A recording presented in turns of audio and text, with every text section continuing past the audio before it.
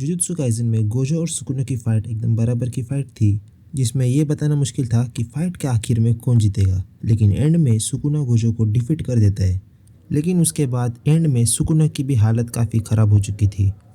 और उस वक्त मैं ये सोच रहा था कि ये सिचुएशन सुकुना के लिए अनफेयर हो सकती है, क्योंकि भले ही सुकुना ने गोजो को डिफीट कर दिया, उसके बाद सुकुना को उसी हालत में बाकी के सभी सॉर्सरर के साथ लड़ना पड़ेगा। तो मुझे लगा कि उस वक्त वहाँ पे केंजाकू या फिर उराओ में आकर सुकुना को लेकर वहाँ से भाग जाएंगे जब तक सुकुना फिर से हील नहीं हो जाता। लेकिन नहीं, सुकुना इतना इंजर्ड होने के बावजूद उसका वहाँ से भागने का कोई भी प्लान नहीं था, बल्कि वो वहीं पे रुक के जो सोर्सरर्स आ रहे थे उस सभी से लड़ते जा रहा था, वो भी नॉन स्टॉप। और इतना ही नहीं, वो सिर्फ उन लोगों से लड़ नहीं रहा था, बल्कि सभी सोर्सरर्स जो उससे लड़ने आए थे उन सभी को उसने हरा भी दिया था, जिसमें से काशिमो और हिगुरुमा को उसने पूरी तरह से मार दिया। और बाकी के सोर्सरर्स चोजो, यूजी, यूता और माकी, इन सभी की हालत उसने ख़राब कर दी है।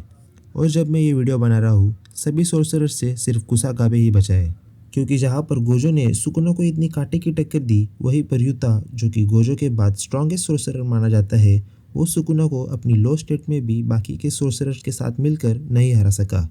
जिससे ये बात पता चलती है कि गोजो, सुकुना और बाकी के सोर्सरर्स के पावर लेवल में एक्चुअली में कितना ज़्यादा बड़ा डिफरेंस है। और ये सब सुकुना ने स्ट्रॉन्गेस्ट सोर्सरर गोजो से लड़ने के बाद उसी हालत में, जब उसका कर्स आउटपुट काफ़ी लो हो चुका था, जिसकी वजह से वो अपनी कर्स टेक्निक और रिवर्स कर्स टेक्निक दोनों भी ठीक तरीके से यूज़ नहीं कर सकता,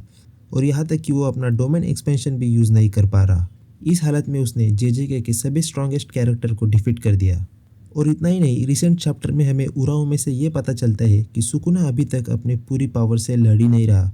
वो बस उन सभी कैरेक्टर के साथ मजे से खेल रहा है, वो अभी तक इस फाइट को सीरियसली ले ही नहीं रहा। इन सब बातों से ये साबित हो जाता है कि स्टोरी के एंड में जेजेके के वर्ल्ड में सुकुना को कोई भी पावर के मामले में तो डिफीट नहीं कर सकता।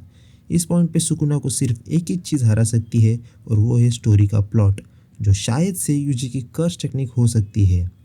तो बस, अगर वीडियो अच्छी लगी तो लाइक ज़रूर करना, चैनल पर नए हो तो चैनल को सब्सक्राइब भी ज़रूर करना।